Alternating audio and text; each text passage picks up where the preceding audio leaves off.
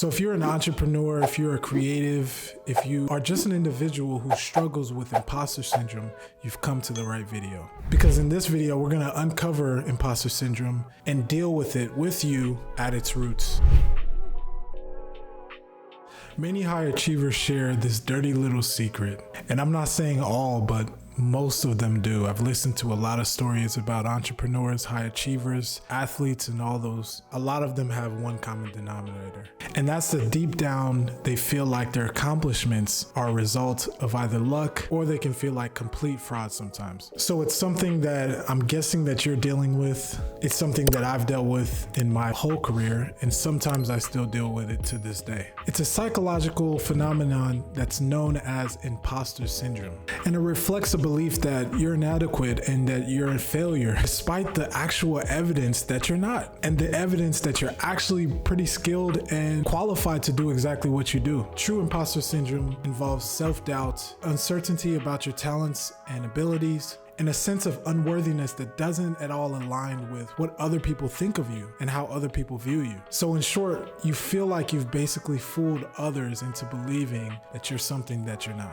So if you're an entrepreneur, if you're a creative, if you are just an individual who struggles with imposter syndrome, you've come to the right video. Because in this video, we're gonna uncover imposter syndrome and deal with it with you at its roots. So I'm Robert-Eze. I'm an entrepreneur based in the US, and in this video, I'm going to be talking about imposter syndrome and 3 practical steps that you can use to overcome it if you haven't already. So why does this all matter? So first of all, imposter syndrome can really sabotage you or paralyze you and prevent you from reaching the success that you're supposed to reach as an individual. It could also lead you to some other bigger and more serious mental disorders like anxiety, depression, and other serious mental problems. And that's if you don't deal with it.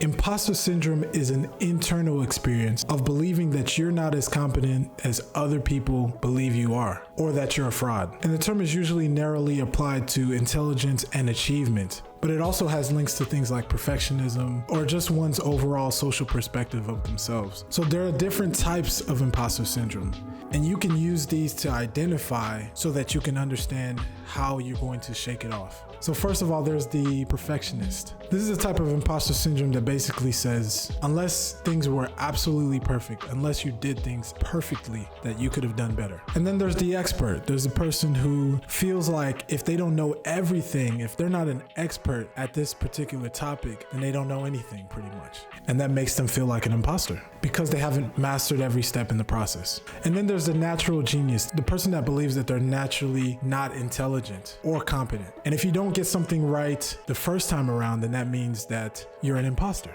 Or if it takes you longer to gain a skill or a particular knowledge about something, then that means you're an imposter as well. This is one that I really struggled with, honestly. So then there's the soloist. There's the person who, if they didn't feel like they got there themselves, then they feel like an imposter. If they feel like they've had to ask for help to reach a certain level of success, then they question their competence or their abilities. And then there's a super person. This imposter syndrome basically says that you have to be the hardest worker within whatever you're doing, or you have to reach the highest levels of possible achievement in whatever you're doing, or else you feel like an imposter. So these are the 5 main types of imposter syndromes. And like I said, you can identify with one of those 5 or a few of those 5 that you deal with yourself so that you can get to the root of the problem. So what does it feel like to have one of these types of imposter syndrome? So it's like a conflict between your own self-perception and other people's perceived perception about you. Even as others praise your talent and tell you you're great and tell you you're amazing, you write off your success and say, well, it was timing, it was luck. And you don't believe you've actually earned those merits, even though you worked hard for them. And you feel like eventually other people will realize the same things about you. And you can imagine how this translates to your work ethic or your loss in work-life balance, because it constantly puts the pressure on you to keep working and working and working and working. And working hard isn't bad, don't get me wrong. I work very hard, and a lot of people who reach success, that's a huge recipe to reaching that success, is working hard towards a goal. But you can imagine how much harder you have to work if you don't even believe that you're supposed to be there, and how many opportunities you may lose out on because of your self-doubt. And so you keep working and working and working to keep others from realizing your shortcomings, to become worthy of roles that you don't believe you're worthy of, to make up for what you feel like is a lack of intelligence, or to ease your feelings of guilt over basically tricking people about who you are. So now that I've gotten you to understand what imposter syndrome really is, now what? So first of all, you gotta understand how serious this is, right? Don't just skim over this.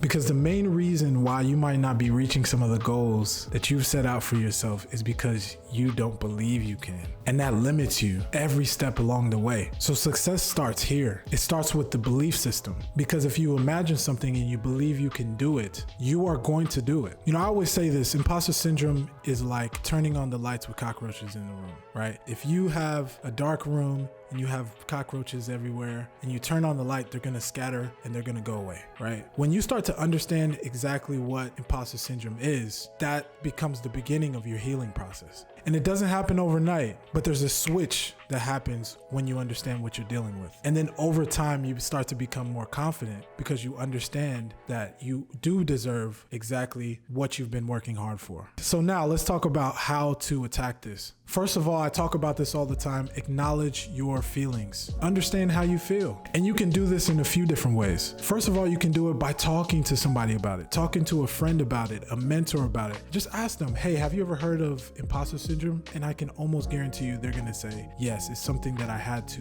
overcome. And they're gonna probably give you some steps or tips on how they overcame it as well. You wanna be able to get outside context on the situation, and you wanna bring it out of yourself so it's not an internal thing anymore. And once you realize that you're not the only one dealing with this and other people have this problem as well, it starts to bring a healing within you that is really, really important. So number 2, the next thing you have to do is challenge your doubts. This is where it kind of becomes a fight, but it's going to transform your life. So when the imposter feelings or the imposter thoughts come up, you have to begin to ask yourself whether these things are based on facts, and then look for pieces of evidence to counter those thoughts. So I'll give you an example. Let's say you're a hairstylist and it's time for you to get a new shop. You've been doing hair out of your house or something like that, and then now it's time for you to upgrade. And those imposter thoughts might start coming and saying, hey, I'm not prepared for this. I don't know how to do this well enough. Maybe people won't come. Maybe people won't support me. Maybe I'm not good enough. And just things like this will start to surface in your mind sometimes if you have that imposter syndrome.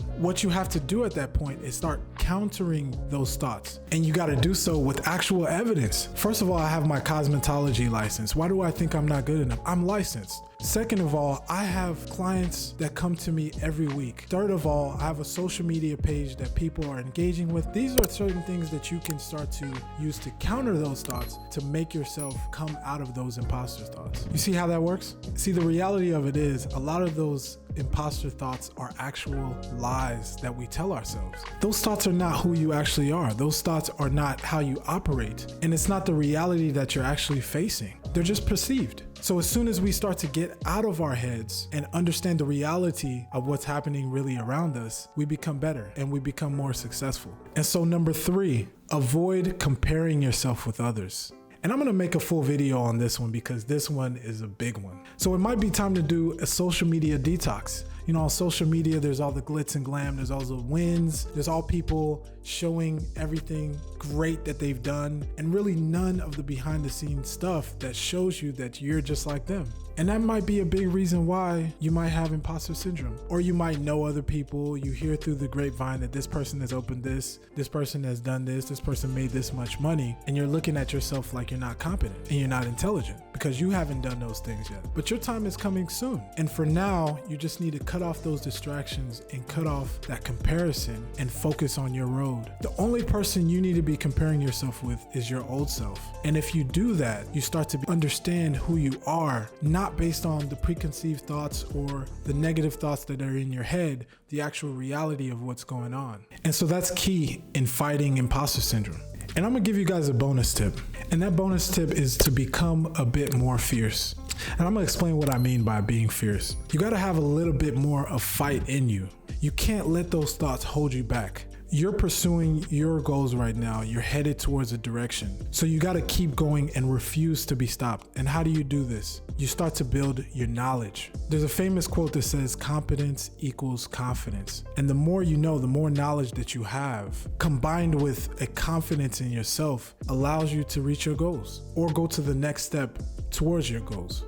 So when you fight against these thoughts and you refuse to let these things hold you back, eventually you start to create a more positive image to yourself. So in conclusion, don't be held back by your fear of people finding you out. You're totally qualified for what you're doing.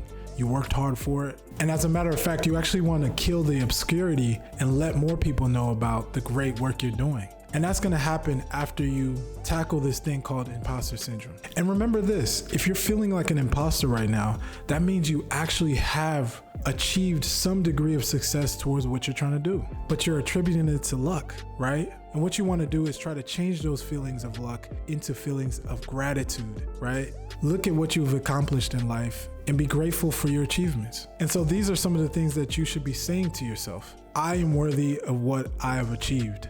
And you can write these things down if you'd like to. I am worthy of what I have achieved. I deserve to celebrate. I am good at what I do.